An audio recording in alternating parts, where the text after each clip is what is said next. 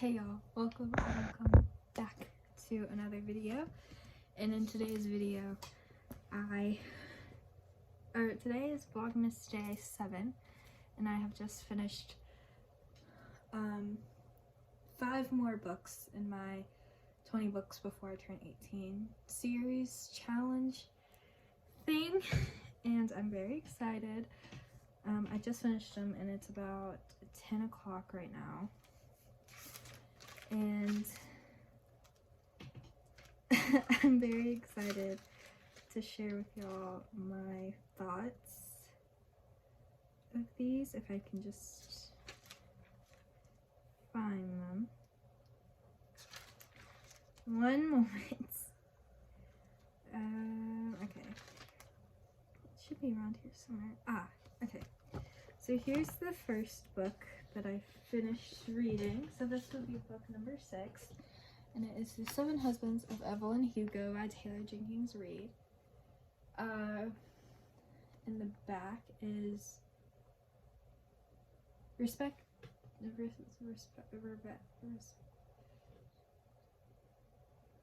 I don't know. Whatever. Hollywood icon Evelyn Hugo is finally ready to tell the truth about her glamorous and scandalous life. But when she chooses an unknown reporter, Manqui, I'm not sure how to say that, Grant, to write her story, no one is more astounded than Manqui herself. I'm so sorry, I'm dyslexic. So I don't know how to say, I don't know how to read. Determined to use this opportunity to jumpstart her career, I'm just gonna call her M. M listens in fascination from making her way to Los Angeles in the 1950s to leaving show business in the 80s, and of course the 7 husbands along the way. Evelyn upholds a tale of ruthless ambition, unexpected friendship, and a great forbidden love. But as Evelyn's story nears its conclusion, it becomes clear that her life intersects with M's own in tragic and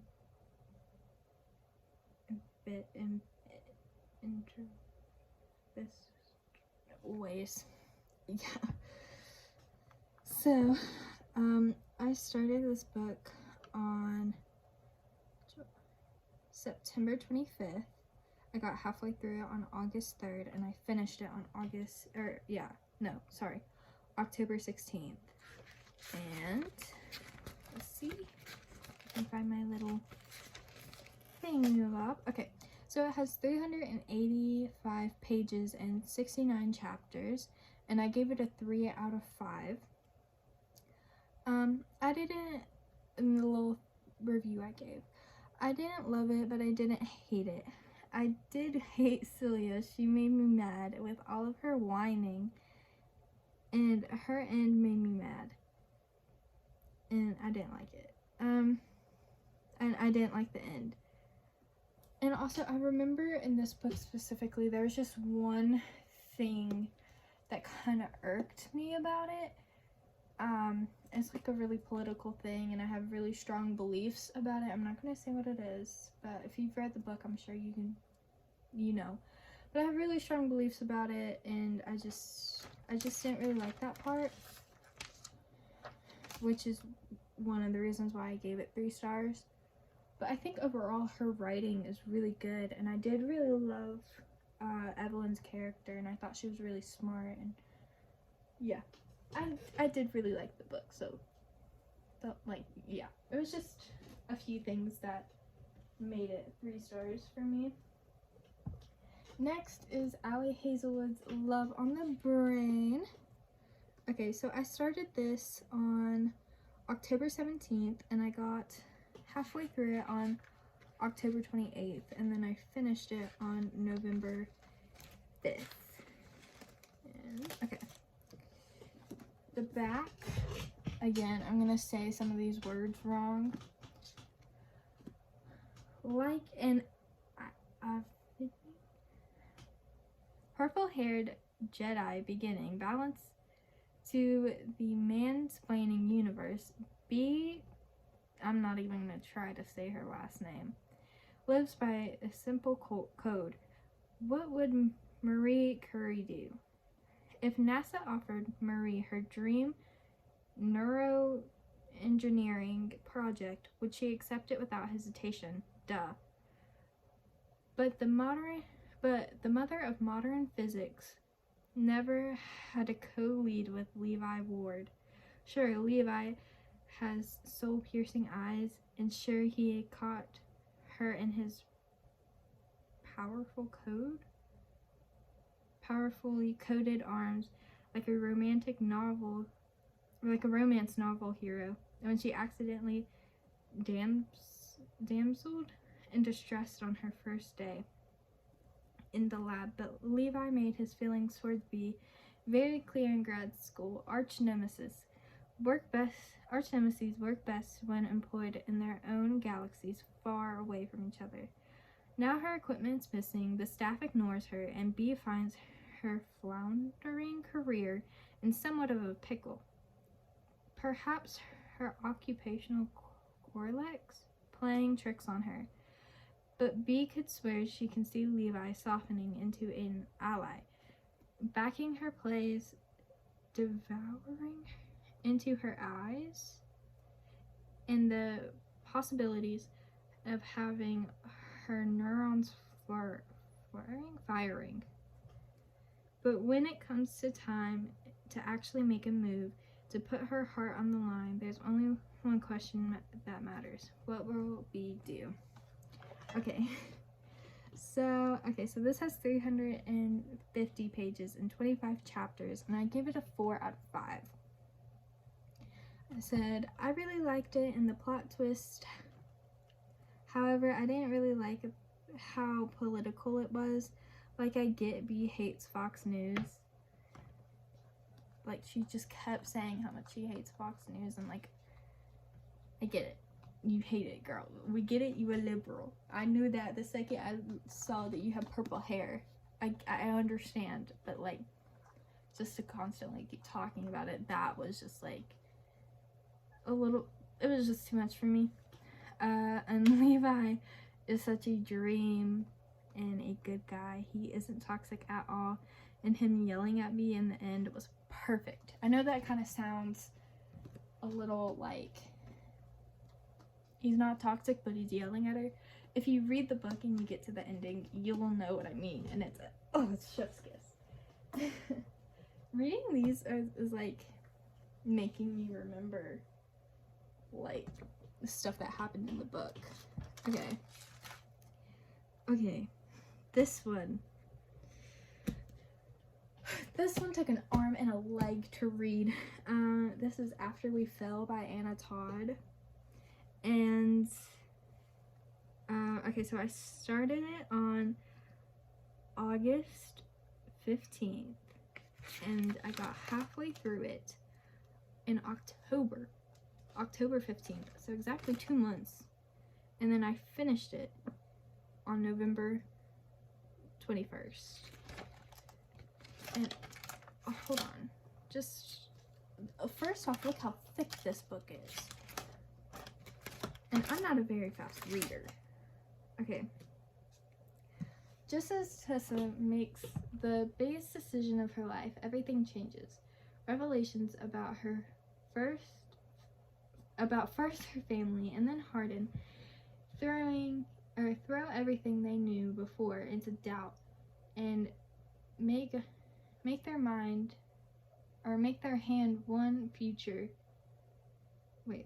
hard-won future together more difficult to claim.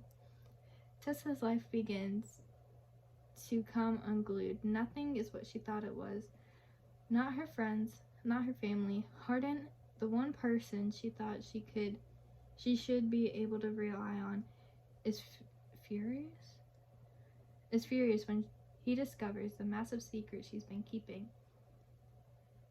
And rather than understanding, he turns to sabotage. Tessa knows Hardin loves her and will do anything to protect her. But there is a difference between loving someone and being able to have them in your life. This cycle of jealousy, unpredictable anger, and forgiveness is exhausting. She has never felt so intensely for anyone, so exhilarated by someone's kiss.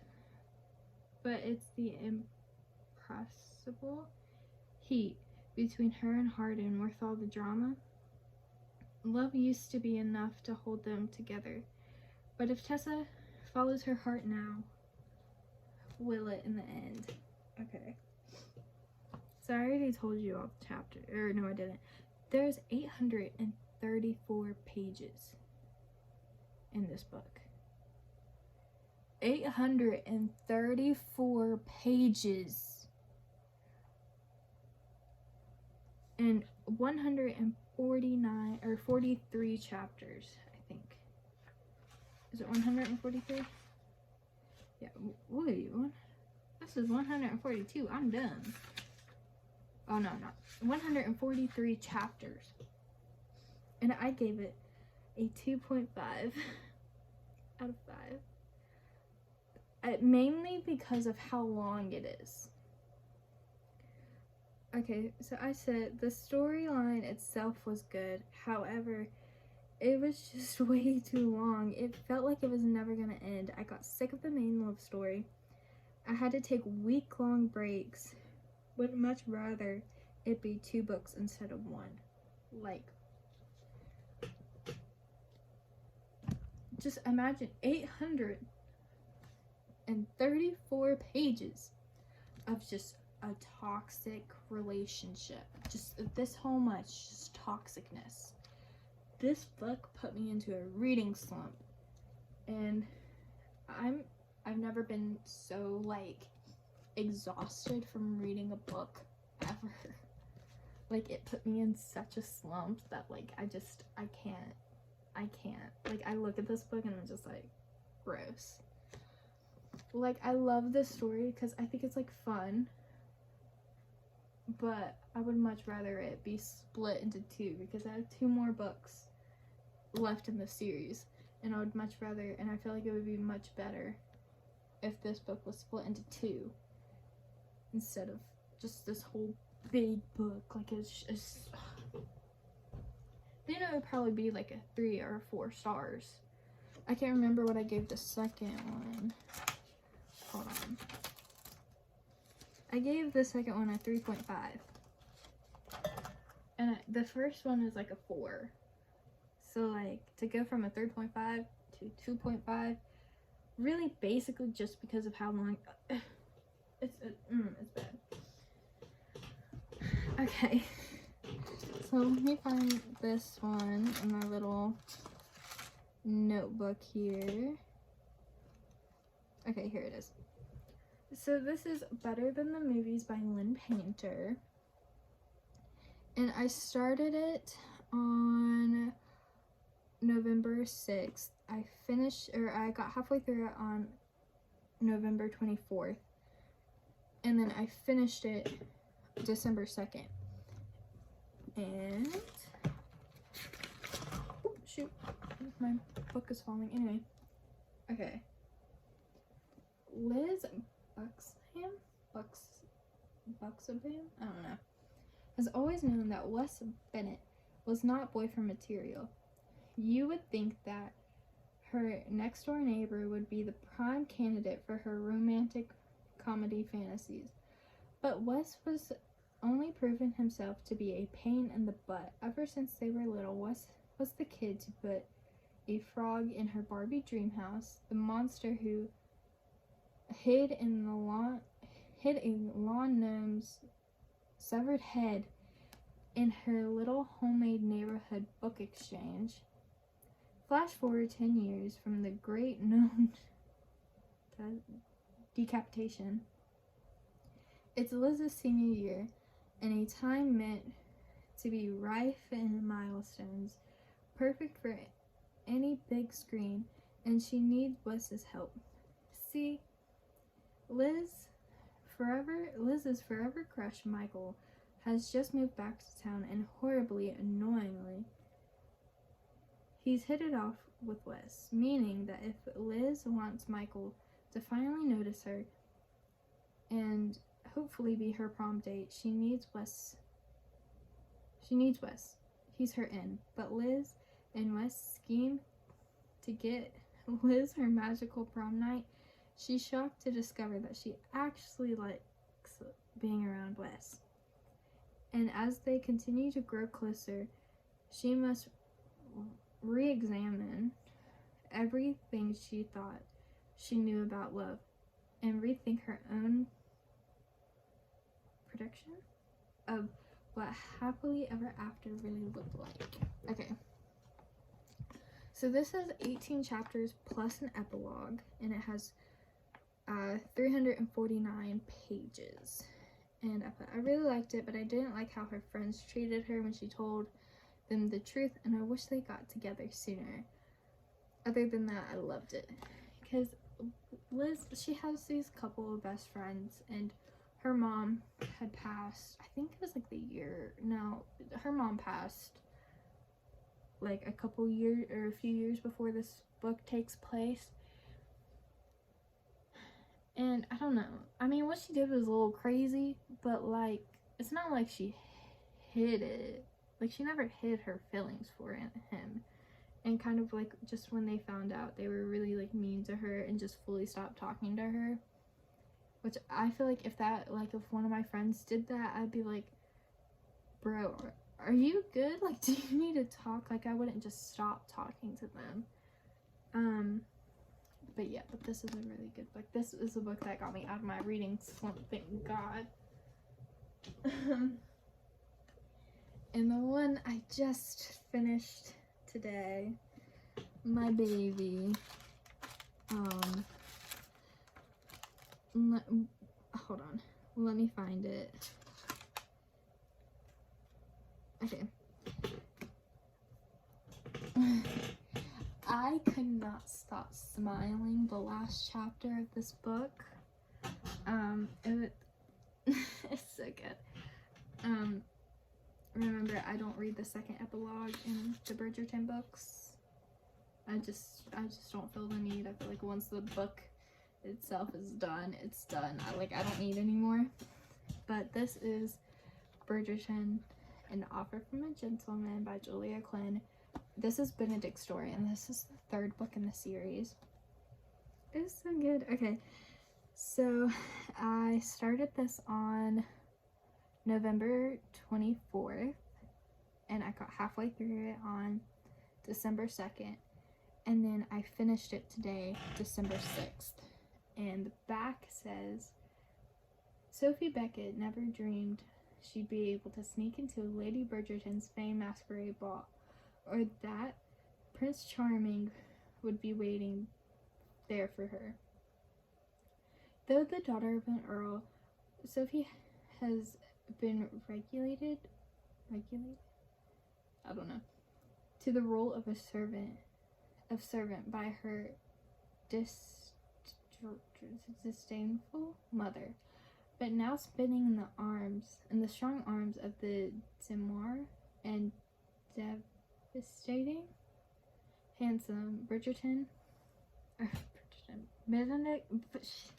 Benedict Bridgerton. She feels like royalty.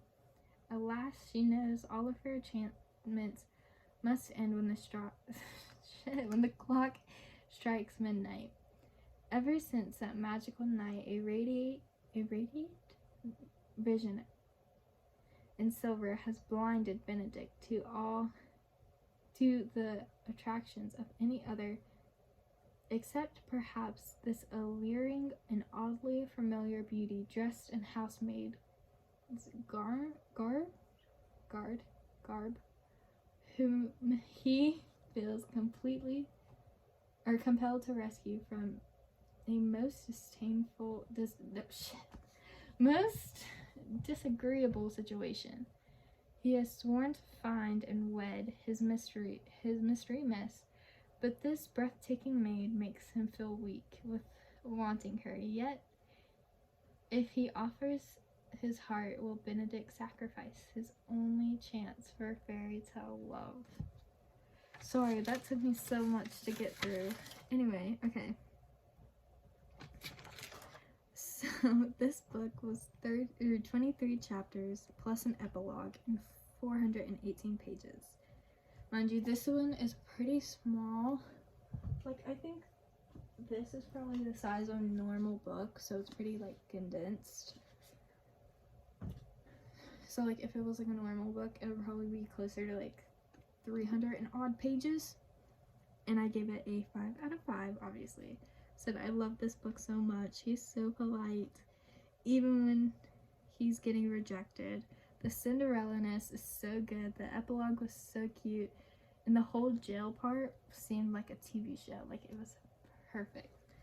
I absolutely love this book. I could not shut up about this book to anyone the entire time I was reading it. And I did fall in love with Benedict Bridgerton. I mean, like, how could you not? And this book made me so mad that they're skipping this one to do the 4th book. And now there's rumors that this won't be until the 5th season. I'm like, no. No. Don't make me wait that long. Or Benedict and Sophie, don't.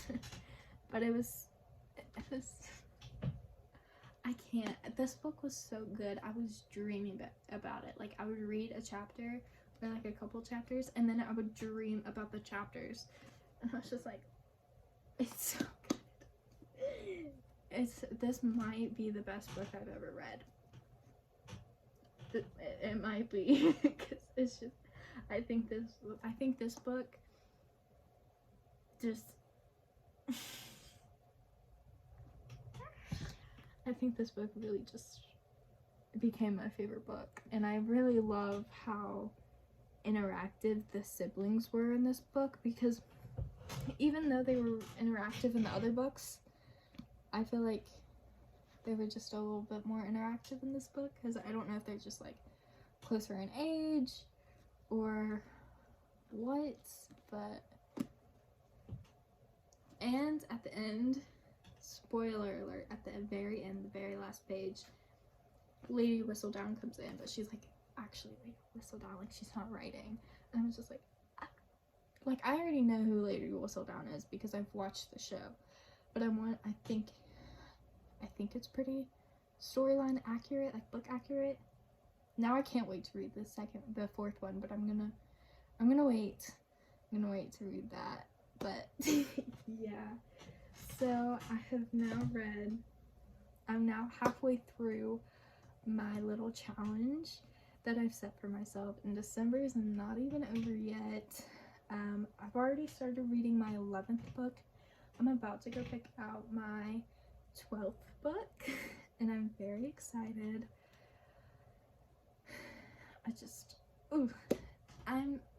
I can't stop thinking about Bridgerton. I loved that book so much. Like, but yeah, I hope y'all like this vlogmas today. I know I did. Go watch yesterday's vlog. That was the story of how I got this scar. Tomorrow, as always, I have no idea what I'm gonna do, but happy day 7 of vlogmas, and happy halfway through my 20 books challenge. I'm so happy right now. Like, I need to go to sleep.